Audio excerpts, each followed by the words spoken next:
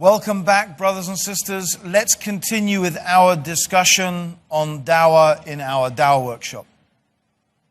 When the Quran talks about Moses, Moses is talking to Pharaoh. But when the Quran is talking about Joseph, Joseph never calls the ruler of Egypt Pharaoh. He calls him king. Now, from what we know of Egyptology and the approximate dates that it is supposed that Moses and Joseph lived, we find that historically, the dynasty that existed at the time of Yusuf or Joseph was actually not a native Egyptian dynasty. They were a group called the Hyksos. And the Hyksos were Semites, and they did not call themselves pharaohs. They did not use the title pharaoh. They themselves did not use it. And they were not called at that time pharaohs. The term pharaoh was only used by native Egyptians. And the Hyksos had been supplanted by the time that Moses had come with a native Egyptian dynasty, and the ruler called himself Pharaoh. Now this is not found in the Bible. The Bible calls both Pharaoh. So the claim that Muhammad must have copied from the Bible is a mute claim at this point. Because the Quran is accurate where the Bible could not be stated to be completely accurate in this regard. I mean, you might excuse the mistake of the Bible, saying that this is just a historically generic term for the ruler of Egypt, but it is not specifically accurate in the way that the Quran is. And there is no way for the Prophet Muhammad to have known this knowledge. This knowledge of Egyptian history was not on that level at that time. Another example is when Pharaoh says, "O Haman, build me a lofty building so that I can look upon this God of Moses." Now this word Haman is very interesting, because Christians have claimed that this was copied from the Bible, and that in fact Haman was not even a contemporary of Moses, that he was a minor courtier living at a much earlier time, in the time of Nebuchadnezzar or something like that. And even actually, funnily enough, they don't even know who Haman is. Even the Christians have no idea who he is. They have lots of explanations. But it just so happens that some brothers did a research to find out if this name Haman existed in ancient Egyptian hieroglyphs. Now, the knowledge of reading hieroglyphs was only rediscovered recently. When I say recently, I mean relatively recently, in human history terms, when Napoleon invaded Egypt and one of his soldiers discovered a stone which is called the Rosetta Stone. And the Rosetta Stone was written in hieroglyphs, then a middle form of the language, and then Greek. And only because of that, the same passage is written, they were able to translate hieroglyphs through that method, by relating the Greek to the hieroglyphs. Before that, the knowledge had been lost. Hundreds of years, 200 to 300 years before the time of the Prophet, people had forgotten and no longer knew how to read hieroglyphs. Yet sure enough, when these brothers began to look for the word Haman, they found it. It's a hieroglyphic term for the master of the quarries and of those people who build with stone. So when, according to the Quran, Pharaoh is saying, "O Haman," meaning, "O master of the quarry, and O master of the people who build with stone, build me a lofty building that I can look upon this God of Moses." It's exactly accurate.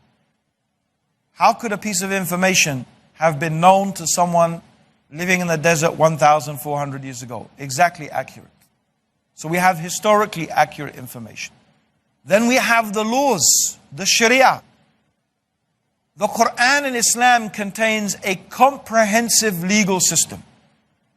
In addition to that, any educated Jew or any educated Christian studying the legal system in the Sharia will see the amazing similarities between that and what we find in Judaic law.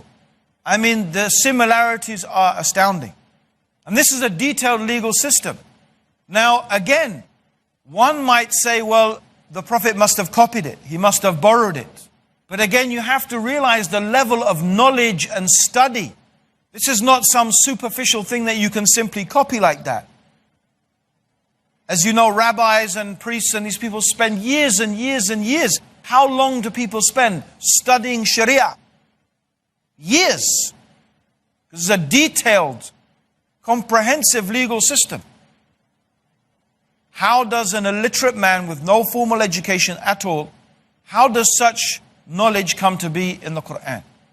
And then we have theology. The Quran expounds really amazing statements of deep theological content in very simple ways, but the theology is very deep. And it shows a very deep, profound understanding of Christian and Jewish theological differences. And there's many examples of that. So how does all of this mass of knowledge and information come to be gathered by a man who is unlearned, who cannot read and cannot write?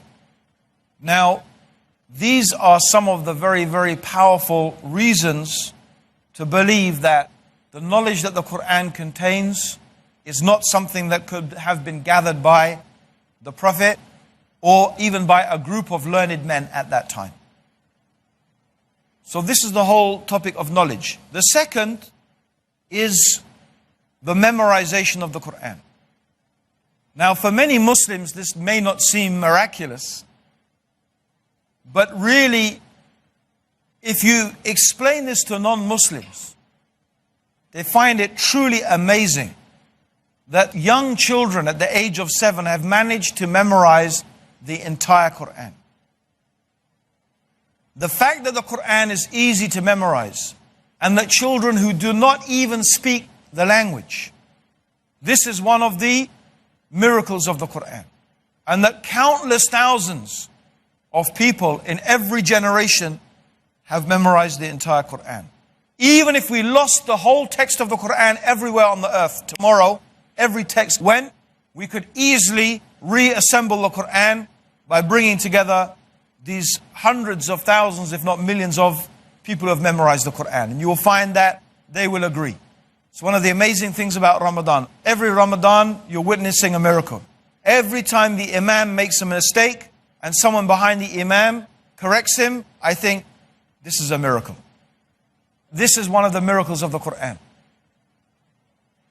The preservation and the memorization of the Quran.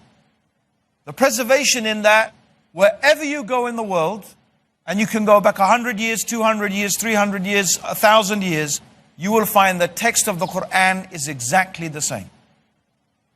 Okay, the style of writing may have changed. Yeah? The style of writing, you know, the letters may have got a bit more curve, and there may be some diacritical marks and aids of pronunciation. But the actual letters, the actual content as is understood in pure Arabic is unchanged.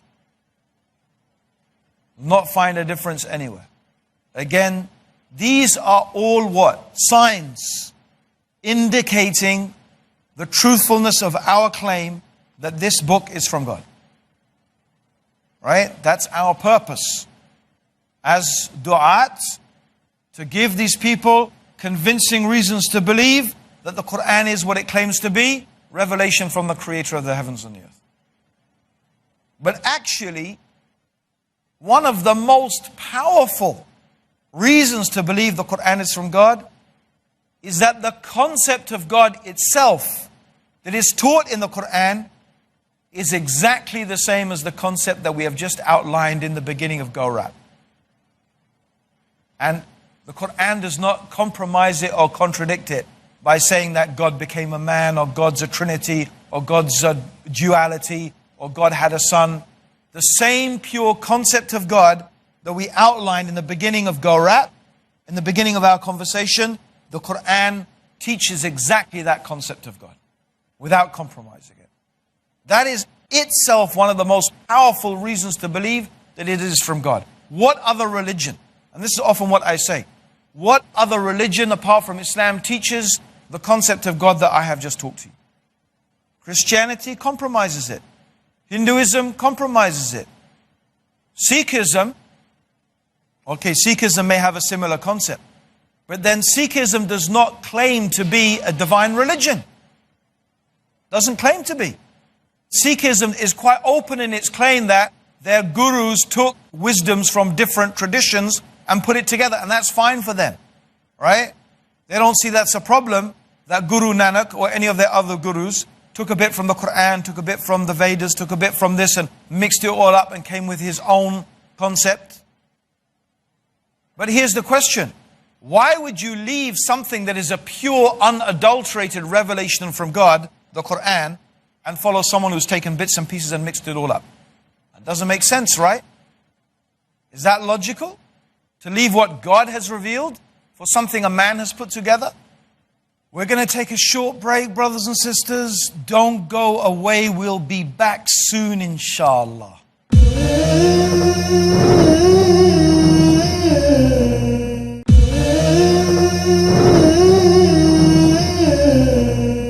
Welcome back, brothers and sisters, to our fascinating Dawah workshop. Why would you leave something that is a pure, unadulterated revelation from God, the Quran, and follow someone who's taken bits and pieces and mixed it all up? That doesn't make sense, right? Is that logical? To leave what God has revealed for something a man has put together? Yeah?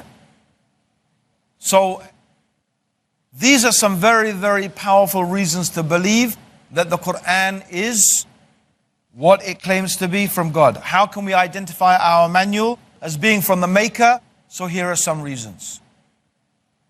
It hasn't changed. It hasn't been corrupted.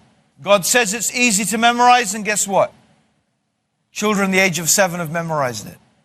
It contains information that's really impossible to explain how someone living 1,400 years ago could have known that information, except that it was from a divine source.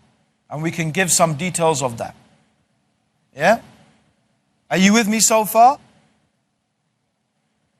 Does that make sense? Yeah. It is so profound listening to this entire explanation that apart from praying 5 times, which strengthens our iman, what we are just explaining, if we keep on explaining this to other people, what it does to us is it makes our iman so powerful, so strong. Of course. And hence, maybe that's the reason we have been asked to do this by the Almighty. And that's another very good reason. We didn't even mention that. We can add that to the very beginning of our course. The wisdom and the purpose behind giving dawah is that actually, what better way to strengthen your own faith than by inviting people to it, because you're going to be forced to understand what are the reasons, why do we follow our religion. But I sort of did mention that by the by when Amir was asking, should we concentrate on the iman of the Muslims? Many of them are leaving Islam. I said, no, I believe the only way, not the only way, but the most effective way to reinvigorate and reinforce the iman of the Muslims is by the Muslims learning to give dawah to non-Muslims. Because either you are giving dawah or someone is giving dawah to you. So you should be the one who is inviting. And as you said, that will increase your iman. If you're not, they're going to invite you and your iman is going to be going down. You're going to have more and more questions and you're not going to have an avenue to find those questions. So yes, you're absolutely right. So, brothers and sisters, if you want more detail of all of this stuff, you can listen to my series that I did also for Peace TV called The Proof That Islam is the Truth. And you can also find it online.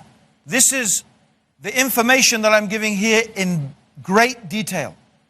And also, Zakir Naik has given talks on, the science in the Quran. And there's many other sources of information you can find out more about this.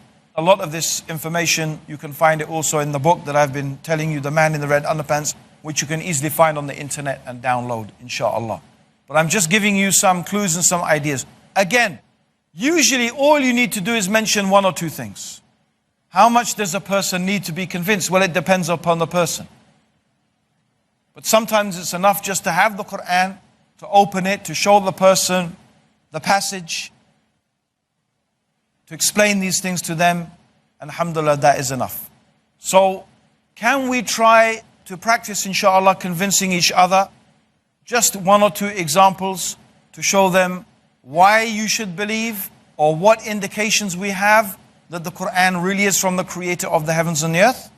So we're going to practice that. And then inshallah we're going to move on to the topic of prophethood. To talk about the Prophet Muhammad sallallahu alaihi wasallam and how we could know that he is truly a messenger from Allah. So practice that. Showing and explaining the Quran is from Allah, giving people powerful reasons to believe the Quran is from Allah. And let's see how well you can do when we discuss that afterwards, inshallah. Brother Green. Yes. I would like to add an important and strong argument that this revelation is from Allah. Allah says in the Quran that if this Quran was revealed, yes, none other than Allah, then it would certainly contain many excellent errors. The brother is mentioning very important, I don't know how I could forget it, that if this Quran is from anyone other than Allah, you would have found many contradictions in it. Right? So the fact that the Quran is consistent is a very strong argument as well to show that it is from Allah. Because human beings are fallible. They would have a piece of information and then they would forget it. Or they would become confused and then relay the piece of information in a different way, making a mistake at a different time. Human beings are very prone to do this. Actually, to the extent that we even sometimes invent memories. We think something happened that even didn't happen. If I said, do you swear on your mother's life? Not that you're allowed to swear on your mother's life. But, a person would take an oath by Allah if they were a Muslim, right? They would say, yes, that happened. And actually, it didn't happen. So there are examples of this. Actually, video examples of people being videoed, an incident taking place. One person, he is absolutely sure that this happened and such thing happened, and it didn't. So he remembered it one way, and in fact, I'm just saying this because, as the brother said, if the Quran was from other than Allah, you would find many discrepancies. Now, this is a good opportunity to mention the discussion around nasikh and mansukh, the abrogated and the abrogating.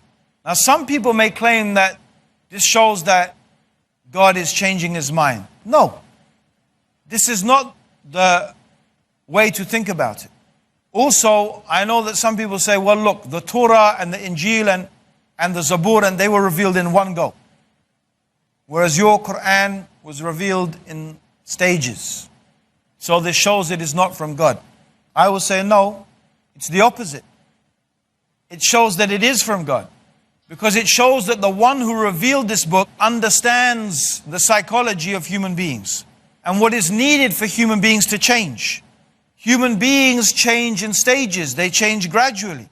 So the Quran was revealed in stages to aid the change of people, because this is from the divine, the one who knows the human's mind, knows the human's life, and it was revealed in accordance to that. Similarly, with the abrogating and the abrogated verses, this is only stages of development.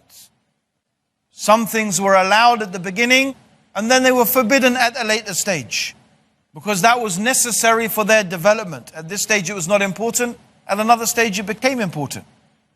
And this is all part of a lesson teaching us how we should develop ourselves and develop others through stages. This is part of the wisdom of God. Showing that the one who revealed the Quran understands the nature of the human being so well. Yeah? So we don't include these things as contradictions.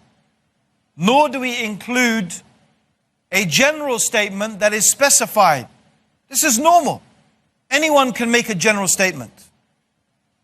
Right? Everybody in this room will eat chicken biryani except, right, Arshi, who can't eat chicken for this week because, his stomach can't take it or something like that. Is that a contradiction? If I say everyone can eat chicken biryani and then I make an exception, is this a contradiction? No, it's not. This is normal in every system, in every statement. Every legal system has general rules and then it has exceptions to those rules. So we don't say this is a contradiction. No, a contradiction is saying, that such and such person said this thing at this time. And then saying such and such person was at this other place at this same time saying something different. That's a contradiction. Right? This is what we're talking about. The Quran does not have contradictions like that. Nor does it contradict what we can say are proven facts. Totally established and proven facts. Yes, there are miracles. This is different. There are miraculous happenings, extraordinary happenings, miracles, but they are not impossibilities. A miracle is not an impossibility. Like Jesus being God and being man is an impossibility. It's not a miracle or a paradox. It's an impossibility because two contradictory things are existing at the same time. So when the Quran says, if this book was from other than Allah, you would find within it many discrepancies. We need to understand what is meant by that. Okay? The other miracle of the Quran, how could I leave it out, is the linguistic miracle of the Quran. The Quran challenges mankind to produce one chapter like it.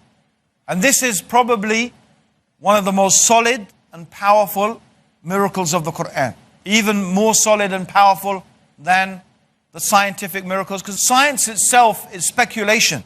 Science is not definite certain knowledge.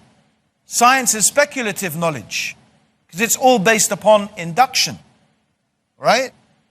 You know, really science is based upon, I observe this happening like this, and I observe this thing happening so many times, therefore I induce that, I make the presumption that it's going to keep happening like that. But that's not certainly true, is it? If I see every single swan that I see, and every single swan that every human being has ever seen, right, is white, and I conclude therefore all swans are white, that's only true up until the day I see a black swan. Right? So that's the problem with induction. Right? It doesn't matter how many times you observe something and see it, it doesn't necessarily mean that the possibility of something different happening is not there. Right? For example, the chicken is in the farm. Every day the farmer comes and feeds the chicken. And the chicken thinks I've been fed for 100 days. I'm going to be fed for another day. But the chicken doesn't know that this is the day he gets taken off to the market to be slaughtered. So the chicken's induction was totally wrong. All of science is basically based upon induction. Science is totally based upon induction.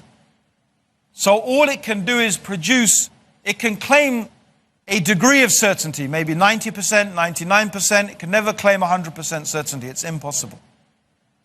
Okay, brothers and sisters, that's it for now. Join us for the next episode of Dawah Workshop.